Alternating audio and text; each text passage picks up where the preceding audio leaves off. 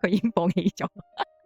澳洲間宿舍規則都會比較嚴格，甚至有啲似哈利波特宿舍咁樣。去到夜晚某一個時間，我哋其實間房就唔可以再有其他人喺度噶啦。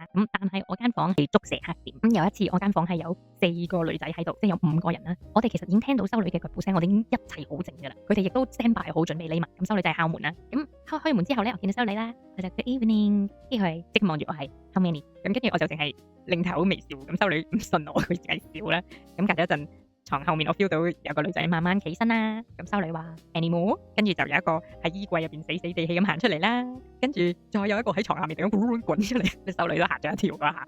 當然修女就訓話啦，跟住同埋趕羊仔咁樣叫嗰幾個女仔離開啦。但係閂咗門之後，佢唔知道其實仲有一個流氓之魚係企門後面嘅，而佢其實忍笑忍得好辛苦。呢樣嘢當然發生唔止一次啦，咁所以最後其實修女都放棄咗我哋啦。咁所以佢都揾咗啲後生嘅修女去巡房之後，但係已經係話 just lower your voice，good night。